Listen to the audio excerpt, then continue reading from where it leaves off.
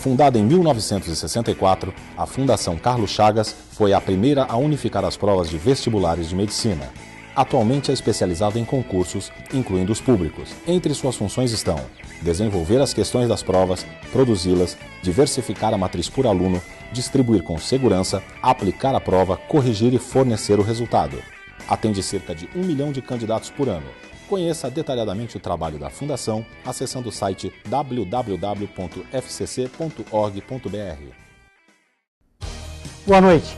Você está no Falando em Fundações, um programa que traz a você as principais novidades do universo das fundações e organizações do terceiro setor. Agora, na TV Clima Tempo, a nossa nova casa.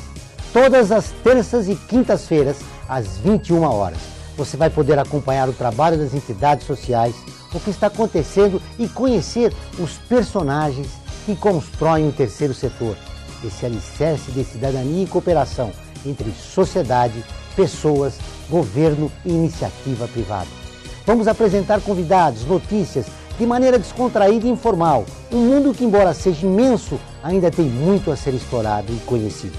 Eu sou Joel Scala e vamos estar juntos toda semana. Esperamos você aqui, participando e ajudando na construção de uma sociedade mais justa e solidária. O Falando em Fundações está começando.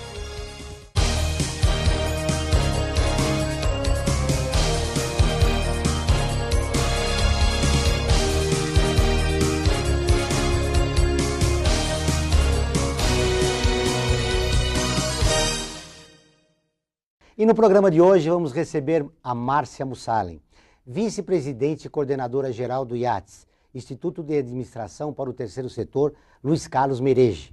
A Márcia Mussalen é cientista social, mestre e doutoranda em Serviço Social pela PUC de São Paulo. É professora do Programa de Educação Continuada da FGV de São Paulo e autora do livro Associação Privada Sem Fins Econômicos, da Filantropia à Cidadania.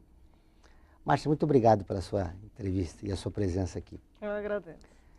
No nosso país, a gente vive um momento único no terceiro setor. Há uma visão muito forte a respeito do terceiro setor que acredita que ele deve ser uma extensão da visão neoliberal. Você também é portadora dessa opinião?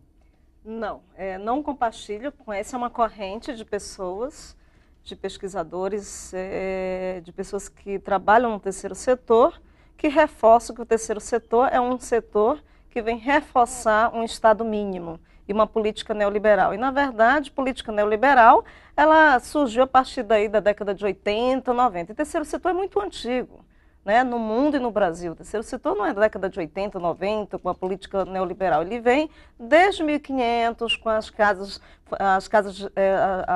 de misericórdia, os hospitais, enfim, com ações assistenciais. No Brasil isso é muito forte.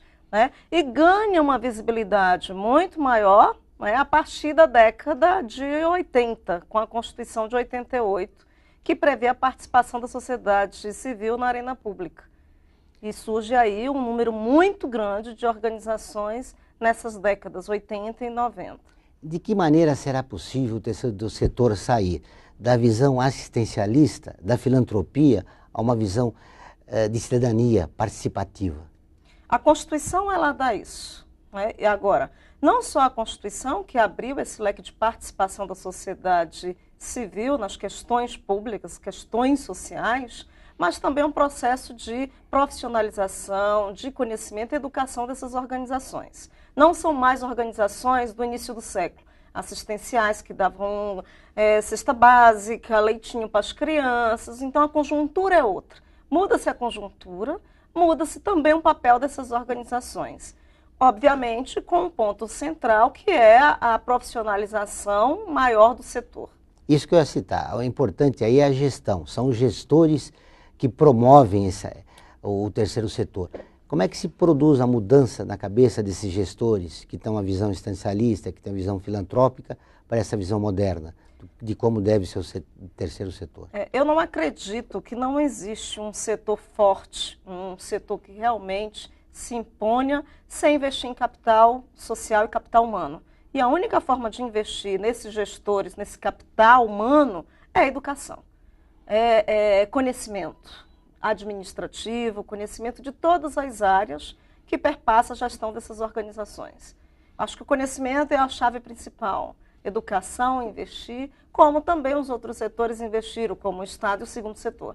O mercado investiram muito em administração de empresa, administração pública, por que não investir em administração com foco no terceiro setor? Você acredita que a modernização do terceiro setor também passa por uma visão ideológica? Sim, com certeza. Essa visão ideológica perpassa a questão cultural também. No Brasil, falando especificamente no Brasil, tem aí uma raiz, uma identidade ideológica, cultural muito forte, que predomina ainda, mesmo no século XXI, o assistencialismo.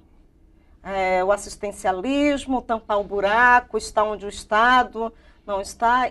Nós ainda estamos muito presos a essa questão muito forte que começa lá na nossa colonização. A mudança passa pelos direitos humanos, passa pela cidadania. Como é que nós implementamos isso, já que os gestores do terceiro setor ainda não se veem cidadãos, né? Não são todos. Existem projetos, o terceiro setor ele movimenta, né, e tem uma participação gigantesca no Brasil de projetos inovadores, grandes empreendedores, projetos no campo ambiental, social. Não são todos os gestores. Existem aproximadamente, no Brasil, a última pesquisa, aproximadamente 400 mil organizações. Não dá para dizer que 90% ainda são amadores, são assistencialistas. Existe um movimento de superação, né? Projetos de superação com um foco em cidadania, direitos humanos. E aí nós verificamos na mídia, infelizmente, né, na mídia alguns projetos tendo essa visibilidade, mas outros reforçando coisas que não existem no setor, né? O futuro do terceiro setor passa por um Estado forte, segundo você? Sim. Você acha que o Estado tem que ser forte. E como seria esse Estado forte a relação com o terceiro setor? Nós sabemos que o Brasil é um país profundamente injusto, tem uma concentração das maiores do mundo, a concentração de renda no Brasil. E o terceiro setor está aí para ajudar o Estado a realizar ou tentar realizar essa injustiça social. Como é que você vê essa questão? Eu acho que o terceiro setor ele não tem que minimizar ou reforçar o Estado mínimo. Pelo contrário, ele tem que enaltecer, né, e criar um Estado mais forte, né, exigir um Estado diferenciado, estar junto. Hoje nós falamos muito em gestão compartilhada, gestão integrada, gestão de corresponsabilidade, mas ao mesmo tempo, infelizmente, parte do terceiro setor ainda tem esse paradigma de não estar ao lado do Estado, que esse Estado não serve. O Estado, ele sempre vai servir. O Estado, ele tem um papel fundamental, papel diferente, natureza diferente do terceiro setor e, obviamente, do mercado. O Estado é o único que pensa em políticas públicas, é o único que legitima, ele é universal. Então, por que minimizar um papel tão importante? Mas em tempos de crise, de mudanças, que isso está acontecendo no mundo inteiro, não só no Brasil, o Estado ele se transformou, o Estado ele se modificou. Eu acho que está na hora do terceiro setor rediscutir isso, pensar isso, um outro tipo de relação, não minimizando, mas enaltecendo, construindo outro tipo de Estado. Isso acho que é possível. Essas críticas ao Estado, você considera um retrocesso para o terceiro setor? Com certeza. Não existe soluções para os problemas sociais. O terceiro setor não vem salvar o mundo. O terceiro setor não vem solucionar problemas tão gritantes que nós vivemos hoje. O mundo mudou, os problemas aumentaram. Isso não é estratégico minimizar. Tanto não só o Estado, mas as empresas também. O mercado também ele sofre com isso tudo. Nós estamos todos juntos. Primeiro, segundo, terceiro setor. Isso não é estratégico, um setor que minimize e diz eu estou fazendo o que o outro não faz. Nós somos os melhores, nossos projetos são os melhores. Mas o que nós estamos fazendo juntos? Compartilhando juntos e solucionando problemas. E isso sim é um fato maravilhoso e deve ser. Um momento de transformação e de desafios, né? Nós vamos fazer um pequeno break e voltamos em seguida. Até já.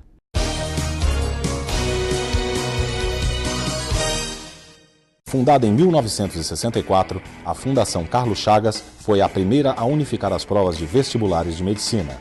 Atualmente é especializada em concursos, incluindo os públicos. Entre suas funções estão desenvolver as questões das provas, produzi-las, diversificar a matriz por aluno, distribuir com segurança, aplicar a prova, corrigir e fornecer o resultado. Atende cerca de 1 milhão de candidatos por ano. Conheça detalhadamente o trabalho da Fundação acessando o site www.fcc.org.br.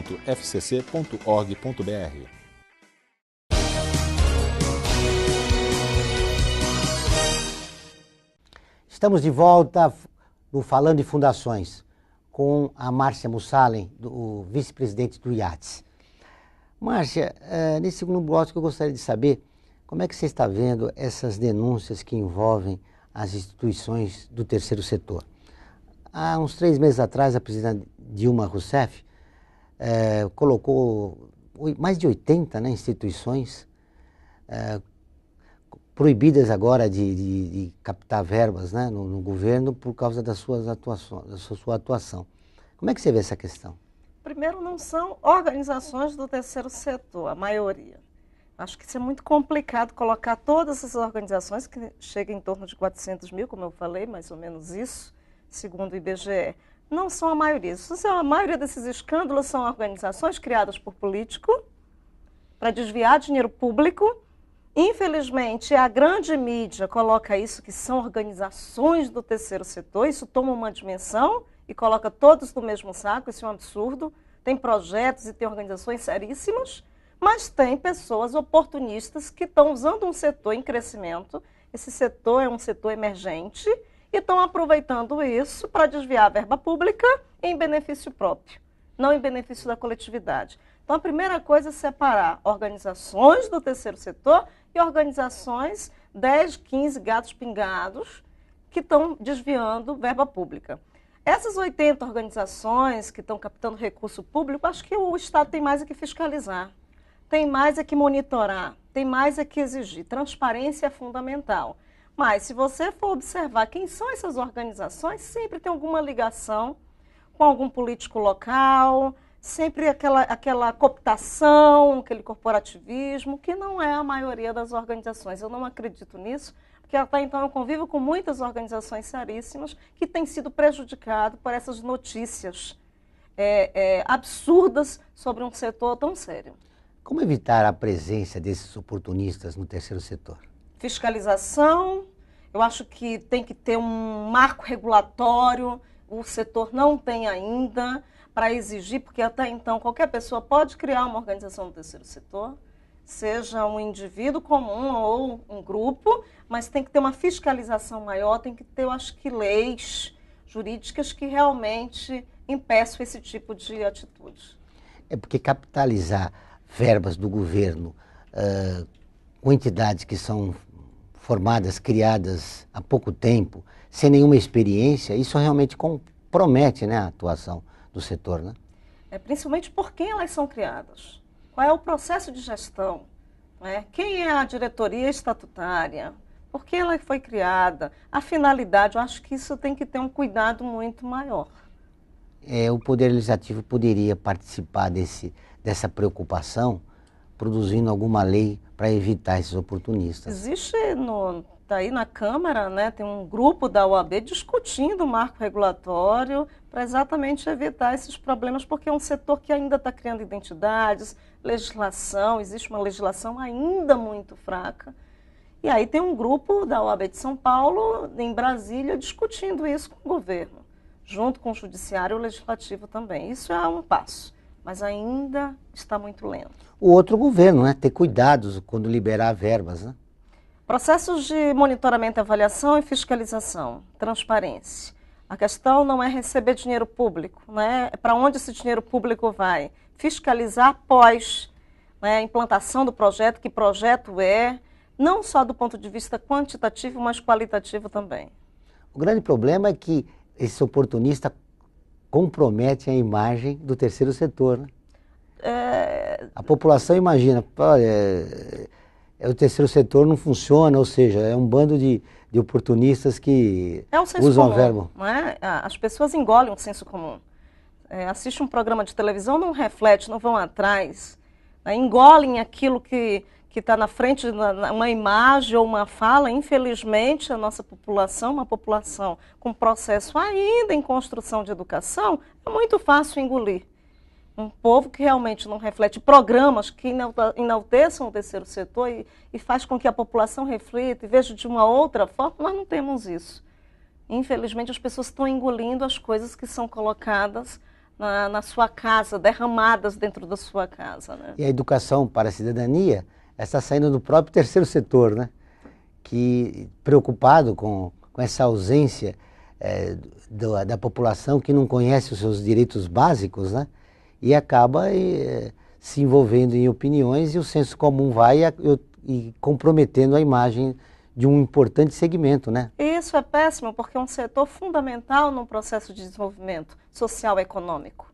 Os números têm mostrado isso, as pesquisas têm mostrado isso. Só que, infelizmente, isso não é publicizado.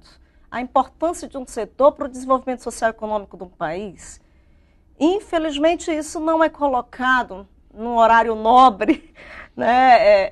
Ressaltado isso para mostrar, olha, tem iniciativas maravilhosas, como no sul de Minas, aqui em São Paulo, no norte e nordeste, enfim, iniciativas maravilhosas. E aí volta-se a crítica do Estado menor, né? Já que o Estado não consegue analisar para quem dá o seu dinheiro, eles querem um Estado menor e que se privatize e o terceiro setor continue passando verbas para realizar trabalhos, por exemplo, na educação, que é uma coisa do Estado, na saúde, por exemplo, que é uma coisa do Estado, e que você muito bem disse no nosso break anterior, não deve substituir o Estado, e sim complementar o seu trabalho, né?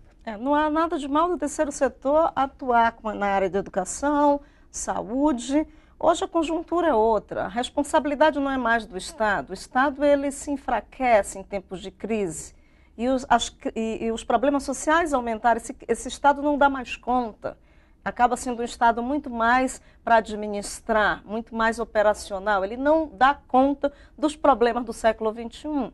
Por que não vir outros atores, como a sociedade civil organizada, a partir das associações e fundações, e investir sim, e ajudar no processo para melhorar a educação e saúde nesse país? Eu não vejo nada de mal nisso. Isso não quer dizer que vai estar tomando o papel do outro. As naturezas são diferentes, os papéis são diferentes. Jamais são iguais.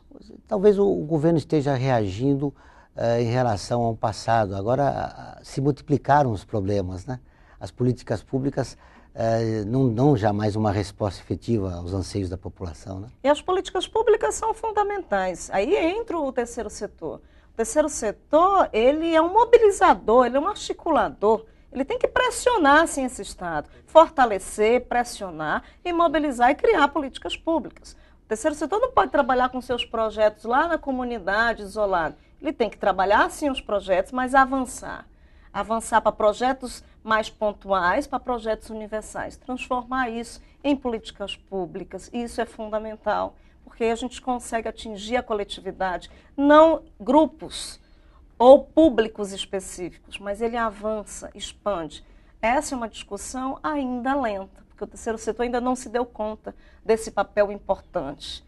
Política pública sempre vai ser importante porque ela é universal.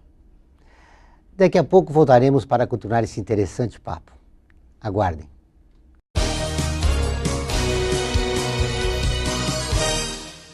Fundada em 1964, a Fundação Carlos Chagas foi a primeira a unificar as provas de vestibulares de medicina.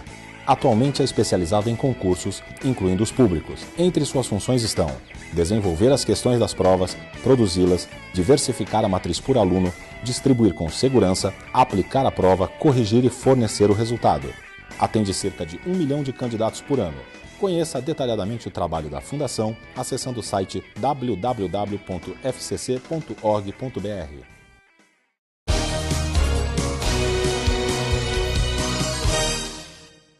Estamos de volta no Falando em Fundações. Vamos continuar nosso bate-papo. Márcia, no break anterior você falava da necessidade do terceiro setor ter uma certa independência, uma visão crítica da realidade, para atuar nos seus projetos. Você acha que é possível isso a médio prazo? Não existe uma fórmula, mas isso é construído. Isso tem que ser construído. a partir de debates, iniciativas, participações, fóruns. Não existe algo a curto, médio e longo prazo. Participação, essa construção, não é algo fácil. A área social não é algo fácil de se construir. Ainda mais um setor ainda emergente no Brasil. Nós estamos falando aí de um setor, de um Brasil de 500 anos, que vem aí as organizações de participação na arena pública a partir de 88. Então, é muito pouco tempo para se construir algo a curto ou médio prazo. Mas tem que ser construído agora. Também nós não podemos pensar, isso é mais para frente, daqui a 20, 30 anos. E aí? Como é que ficam esses problemas todos que nós estamos vivendo? É um problema de todos os setores, não é só do terceiro setor. É um problema do Estado e das empresas também. Você tem uma visão otimista, né? Eu acho que o otimismo ele tem que fazer parte da vida da gente. Senão você fica parado e não faz absolutamente nada. E participação, para você mudar algo, você tem que acreditar. Senão fica muito difícil das organizações fazerem alguma coisa esperando que alguém faça por elas. Então, eu acho que essa visão otimista, essa visão otimista tem muito a ver de agir, de motivar, de articular, de fazer algo. Eu acho que isso é muito bom. Não, é muito importante, sim, porque o terceiro setor precisa das suas utopias.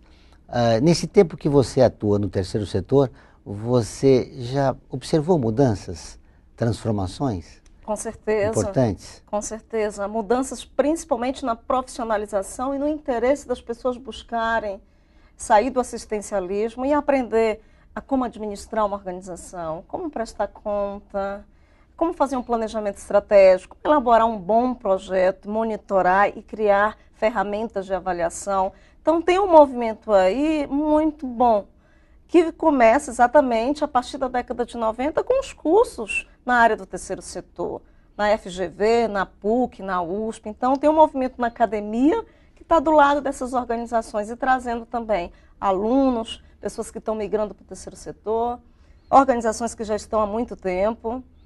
Então tem uma procura e um interesse muito bom de fazer de forma mais eficiente e eficaz a área social, né? Você acredita que esse trabalho que você mencionou agora já chegou na população de baixa renda? Através de projetos Tem do terceiro muitos setor? projetos e associações comunitárias nesse país. Muito, Norte e Nordeste, tem muitos projetos maravilhosos. Mas esses projetos não são divulgados, são poucos conhecidos. Consequentemente, tem pouco apoio. O que não é divulgado, tem pouco apoio, tem pouca captação de recurso e tem, às vezes, um pouco de assistencialismo ainda muito presente, coisas muito pontuais. Isso é um perigo para políticos que se aproximam em época de eleições, nessas associações mais simples, de bairro, comunitário. Isso realmente é complicado. Ainda estamos chegando, a universidade ainda não conseguiu chegar nesse universo, que é um universo gigantesco e muito heterogêneo de organizações do terceiro setor. Você já reafirmou umas 2 ou 3 vezes aqui no programa, essa visão, é difícil combater essa visão assistencialista. Mas é possível reconhecendo isso, junto com os outros setores.